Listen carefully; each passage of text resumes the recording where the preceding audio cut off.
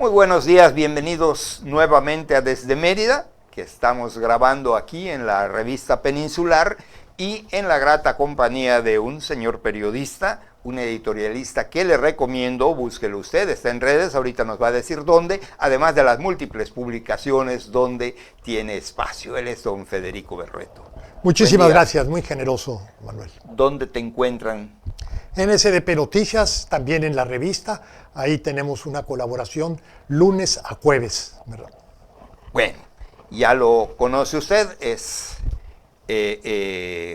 asiduo concurrente a este espacio, el que no es asiduo soy yo, pero aquí ando y me gustaría, Federico, que me hables un poco de las campañas. Ya estamos en pleno arranque de campañas. ¿Qué has visto? ¿Qué esperabas? Mira, hay una serie de cosas relevantes, obviamente, porque va el 20... lo que viene hacia adelante son definiciones muy importantes, más allá de elegir autoridades. Yo creo que ahora, al menos en el ámbito federal, sí se resuelve un proyecto de país. ¿Qué tipo de país queremos ser? Un país con un gobierno muy poderoso, con un presidente sin contrapesos, sería una presidenta, muy probablemente, o si lo que queremos es con la misma ruta que tenemos desde la transición democrática, que es una forma de gobierno basado en la corresponsabilidad, división de poderes, con una corte independiente, etcétera, etcétera. Y esta es una decisión que tomaremos en el nivel nacional. Y a nivel estatal, bueno, aquí habrá elección de gobernador, de ayuntamientos, pero también, desde luego, la elección de diputados y senadores. Ahora, ¿cómo van las campañas? Lo más visible son las campañas presidenciales. El balance en estos momentos tiene que hacerse a partir de un terreno disparejo. ¿Por qué? Porque los contendientes, y digo los contendientes porque quiero incorporar al candidato de Movimiento Ciudadano, no arrancan en la misma circunstancia. Es evidente que Claudia Sheinbaum tiene ventaja respecto a los demás, no porque lo digan las encuestas, que yo tomaría con enorme reserva los estudios de opinión. Si quieres, en algún momento lo discutimos. No, porque ella tiene haciendo campaña mucho más tiempo que cualquier otro. La Ciudad de México te da una visibilidad mucho mayor y además, por una razón, tiene el apoyo del presidente, y es un presidente popular y un presidente sobre todo poderoso. Mientras que por el lado de Xóchitl, bueno, es una campaña que Xóchitl irrumpe recientemente, incluso no era una candidata presidencial, era una candidata para la Ciudad de México, y lo que estamos viendo es que es una campaña que ha tenido sus altos y bajas. Empezó muy bien y luego hay unos consultores muy desacertados le aconsejaron cuidar los términos de su relación con el presidente, que era lo que a ella le daba credibilidad por su valor, por su determinación, y ahí Xóchitl tuvo una baja importante. Pero bueno, el tema es que al final de lo que fue la precampaña recuperó terreno, hubo este impasse de intercampañas, que es un impasse absurdo, pero también se manejó bien Xóchitl con esta contramañanera, con la gira internacional y una serie de cosas que se manejó mucho mejor que Claudia. Y ahora en estos días de arranque creo que ha sido más afortunada Xóchitl, y eso no nada más lo digo yo, lo dicen otros comentaristas, el preferir un evento simbólico, que es iniciar su campaña en Fresnillo, brutalmente castigado por la inseguridad. Y desde ahí enviar un mensaje esperanzador de que se puede cambiar la realidad de la inseguridad en el país, que afortunadamente aquí en Yucatán pues, no la vemos en la misma intensidad, pero hay muchas zonas del país que están castigadas severamente por la inseguridad. Fue una decisión no nada más valiente, también fue una decisión de enviar el mensaje adecuado a partir del tema de mayor sensibilidad al electorado. Y de ahí, bueno, ya se fue, hay una secuela y una secuencia, se va a Guanajuato, a Aguascalientes, etcétera. Incluso ya estuvo también recientemente aquí en Mérida. Pero lo que veo es que tuvo un arranque virtuoso.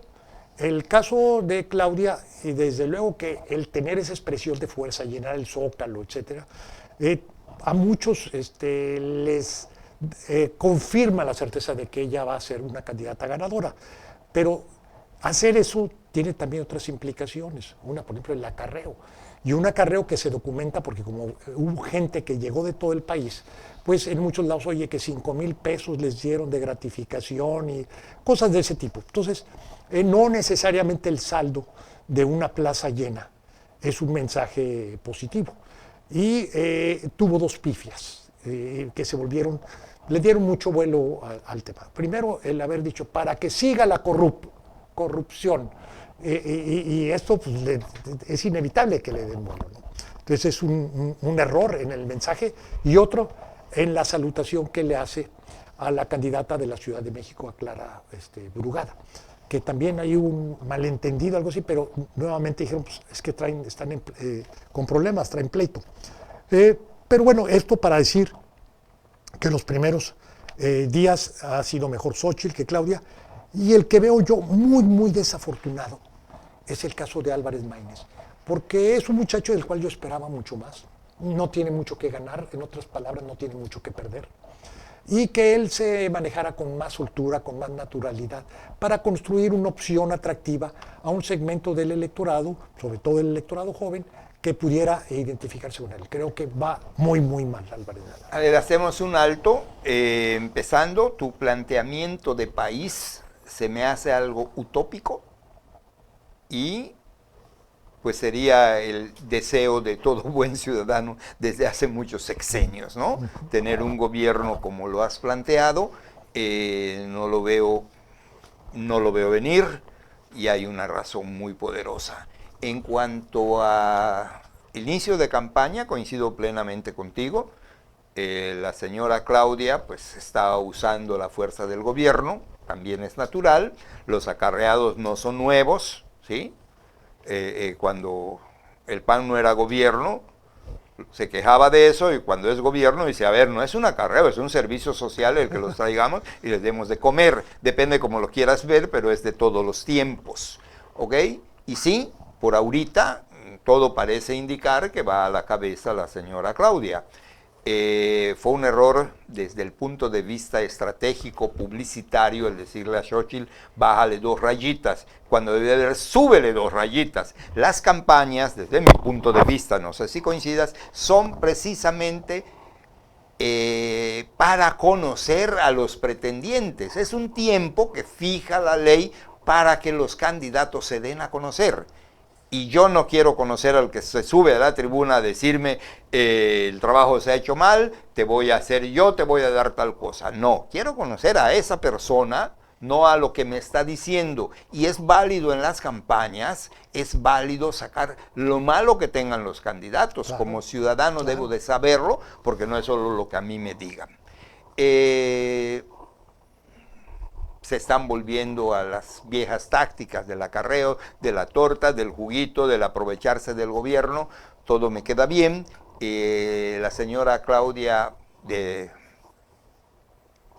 está en lo suyo. Creo que va perdiendo conforme va avanzando, va perdiendo sus rayitas. La señora Xóchitl, le he visto 2, 3 detalles de persona que no me han gustado. Y los voy a comentar porque de eso se tratan las campañas. Yo vi un video, porque no voy a esos actos desde me dejaron de pagar para que yo vaya, no porque me dieran mi sobrecito, porque me pagaban porque era yo reportero y tenía que ir, pero pues sigo pendiente de la noticia. Y cuando vino acá a Mérida en la pre-campaña, mientras otros hablaban, ella se pasó todo el tiempo leyendo un papel que tenía en la mano, y yo dije que falta de respeto, porque si alguien está hablando, por favor atiéndelo, pero si es interés tuyo, atiéndelo con mayor respeto. Y en su caminata dirán, esta es una vacilada. No, no es una vacilada. En su caminata del otro día por la Ciudad de México, creo que estaba, o en Fresnillo, o en no sé dónde, Fresnillo. Iba ella en medio y venían 2 personas junto a ella. De pronto se dio cuenta de una mujer que estaba y le hizo así, tú atrás, y siguió ella sola, sin la muchacha. Dice yo, uy, ¿qué es eso? No tiene nada que ver, yo creo que tiene mucho que ver, lástima que no hay tiempo para que yo describa todo lo que siento al respecto, pero bueno, ahí han comenzado las campañas. Hay una cosa que nos evita tener esos gobiernos que queremos tener. Y fijamos nuestras esperanzas cada 6 años y las cosas no cambian. Cambian las formas, pero el fondo sigue siendo el mismo, fondo de corrupción, bueno, etcétera. ¿Qué es lo que hace que en ese aspecto nosotros prosperemos? ¿Sí?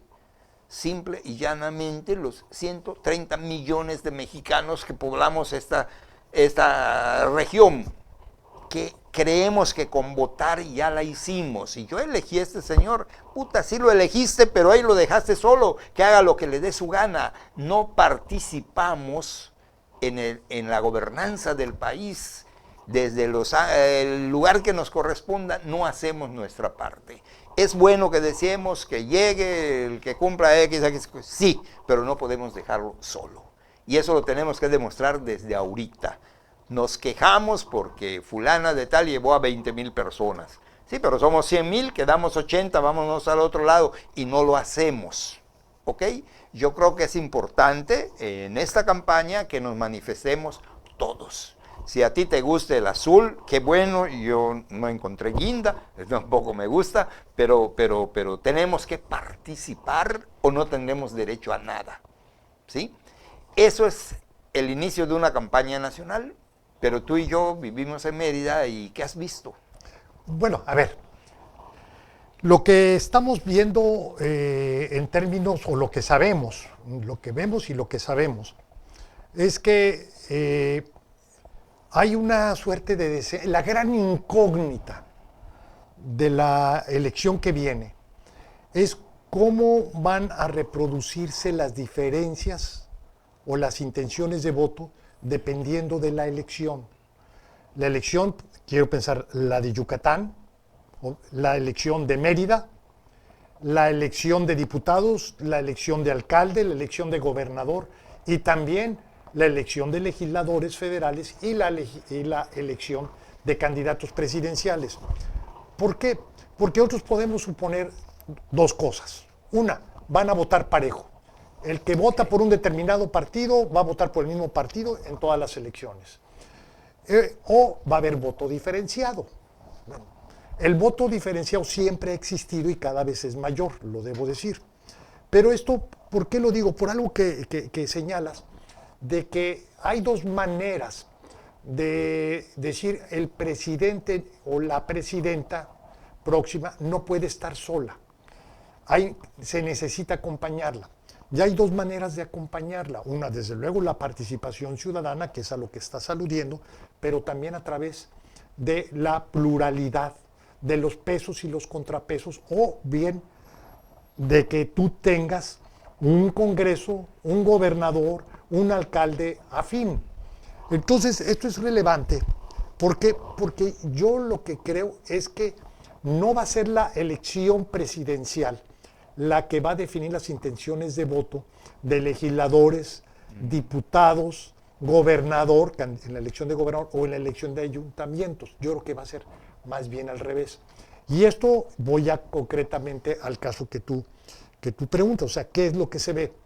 Se ve, por ejemplo, que aquí la coalición PAN, PRI, PRD, sobre todo en la elección de gobernador y también la de alcalde en Mérida, favorece con mucha claridad en estos momentos a PAN, PRI, PRD. Morena va muy rezagado, y va muy rezagado porque además metió un candidato que no es de Morena y que ha generado una división y una suerte de legitimidad que en una campaña es fundamental, que cuando tú sientas el respaldo de los tuyos, porque tienes que ir por muchos más, pero cuando los mismos tuyos te están regateando el respaldo porque no te ven como propio, entonces se vuelve muy, muy complicado. Y esto significa que se ve con mucha claridad lo disparejo de esta contienda.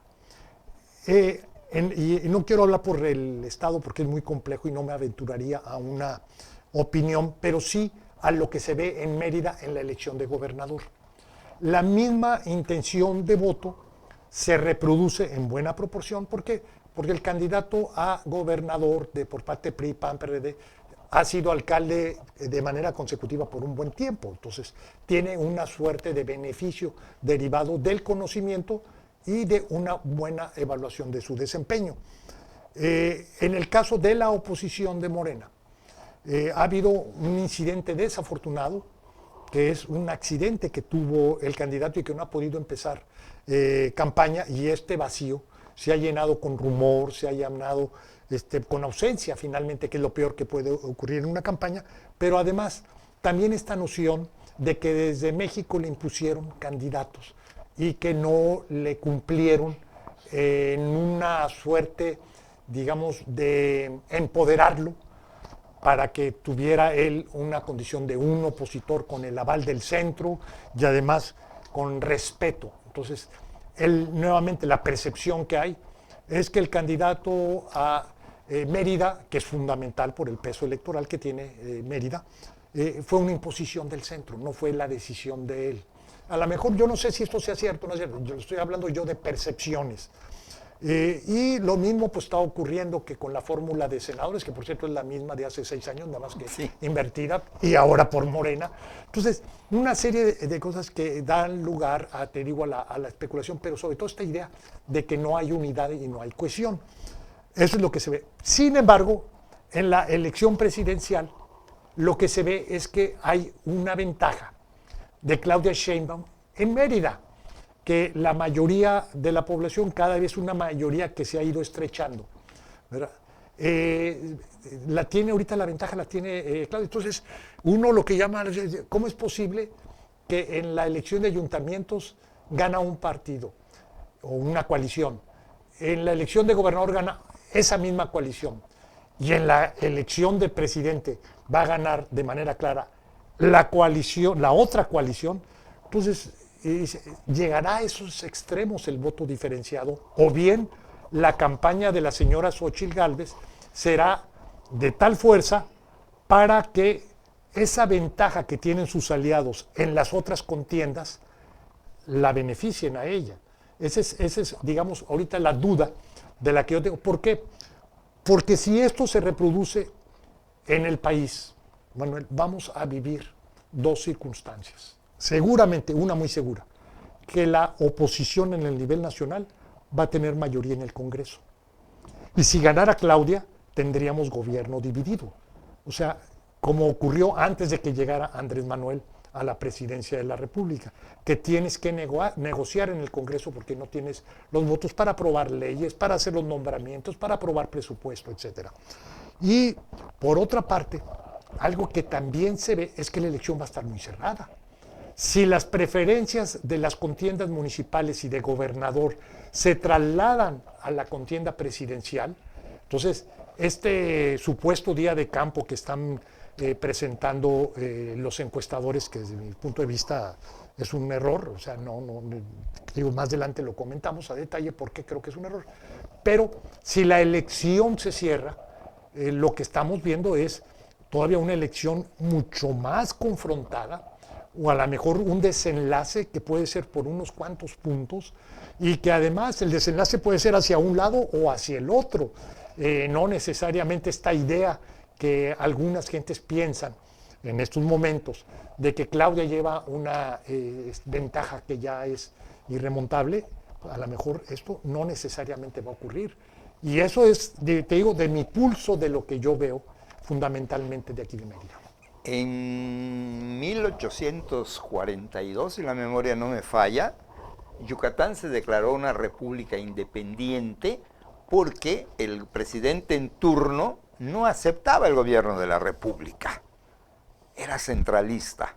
Y Yucatán dijo, pues yo no pertenezco a tu república, y sacaron esa bandera que, por cierto, no sé por qué, el PAN y el PRI la llevan a todos sus actos, una bandera muy bonita, la bandera de Yucatán, verde, blanco, rojo, etcétera. Quizá por eso la están usando, para dar una idea de no de separatismo, pero sí de identidad. De identidad. ¿Ok? ¿A qué viene esto? Creo que hemos sido muy diferentes, o hemos sido diferentes a muchos estados de la República en muchas cosas. al día de hoy, hago hincapié en que Dios quiera que nuestras elecciones estén muy cerradas.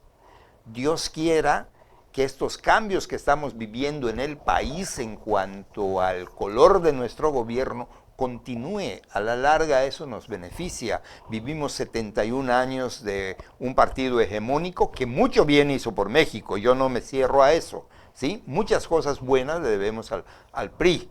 Muchas malas nos la debe el PRI.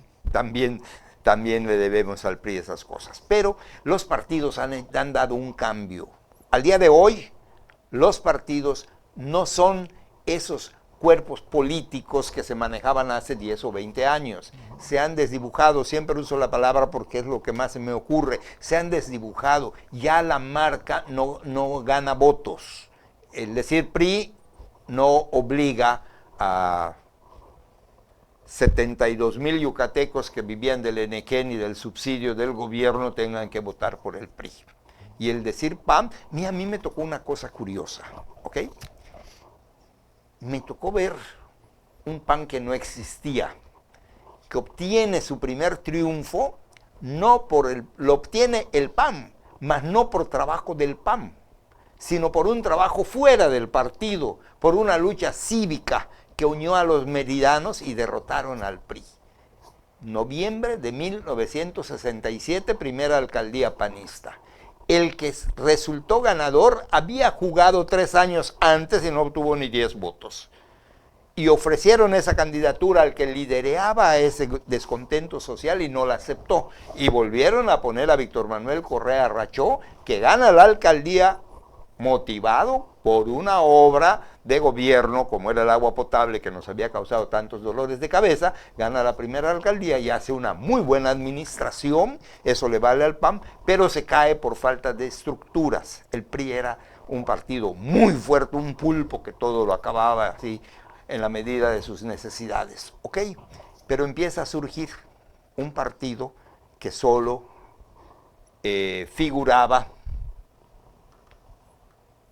bueno, ni siquiera en su interior, porque prácticamente no existía. A mí me tocó ver que le pidan a la señora esposa, una dama extraordinaria, como era doña Sarita Mena, que sea candidata por Mérida, porque no encontraban a quién poner. Y para decir, tengo una candidata en Mérida, agarraban a doña Sarita, era la figura más representativa.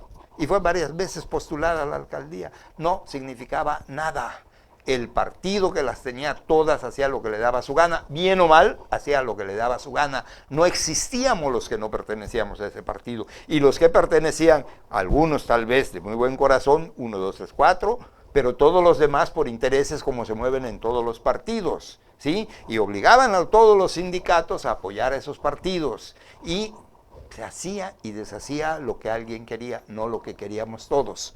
Hasta que no empieza a cobrar fuerza la vida cívica en el Estado, y cobra una fuerza muy fuerte, y vamos a la delantera en muchas cosas, sobre todo en el aspecto del voto y los derechos de la mujer, cívicamente vamos muy adelantados, legalmente muy adelantados en Yucatán, pero eso obliga al gobierno a hacer las cosas bien.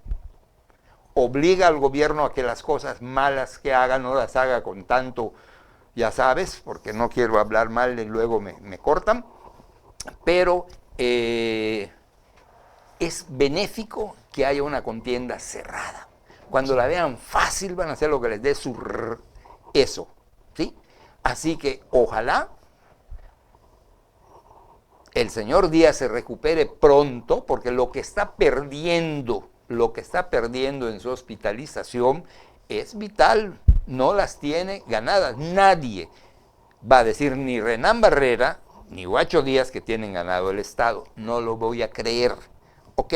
Va a hacer una definición en los próximos 80 y tantos días, 84, o no sé cuántos queden de campaña. Allá se va a definir el futuro, y el señor Díaz tiene que hacer a un lado a los médicos que le dicen que no salga y salir a luchar por la gubernatura si la quiere. Y ojalá y que luche muy fuerte, y que Renán también luche muy fuerte, y que nos decidamos nosotros a participar en esta contienda, conociendo a los candidatos y exigiéndoles. No hoy, sino que hoy sienten las bases para ver qué van a hacer mañana.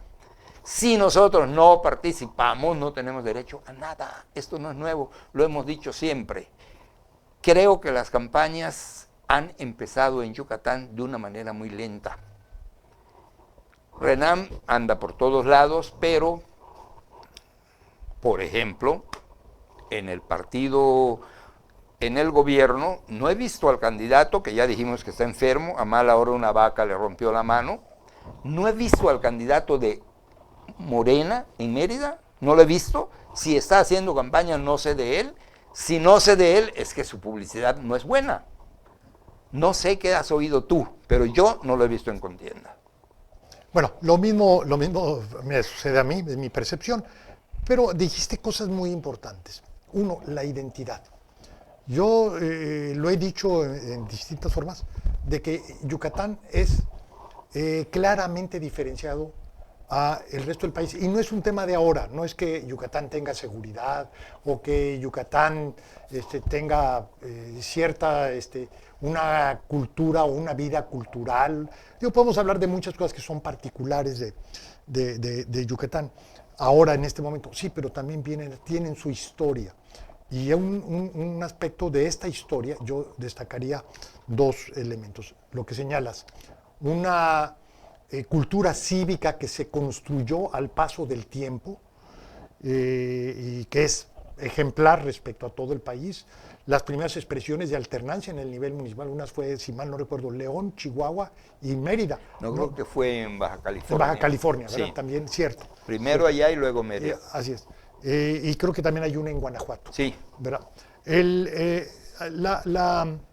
el tema que se asocia a la construcción de ciudadanía es algo que también es una página luminosa, y por eso te he dicho yo que me siento muy orgulloso de estar en esta casa y estar contigo, que es la libertad de expresión.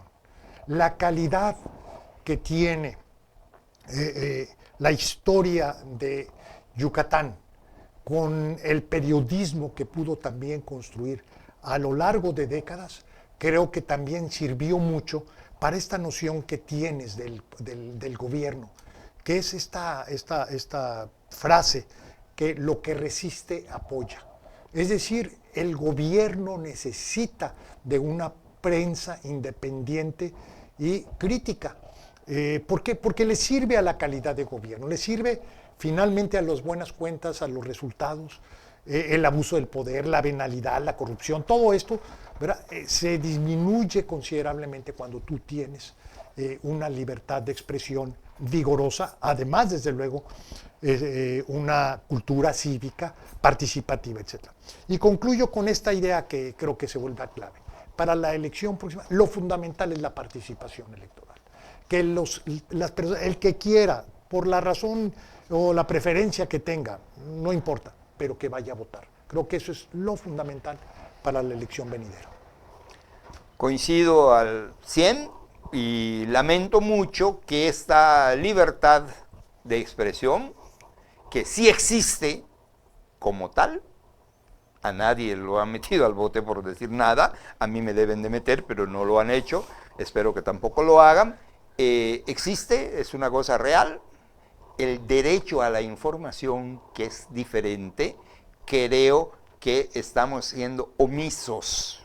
No le estamos dando, me siento responsable, aunque no tengo un espacio definido, de esa omisión. El derecho a la información no se está cumpliendo en los yucatecos, y lo digo porque hace mucho tiempo que yo no leo una crítica fundada al gobierno, no hablar mal del gobierno, no estoy pidiendo eso, no, sino que sean un poco más verticales en sus juicios, en sus opiniones y en su actuar.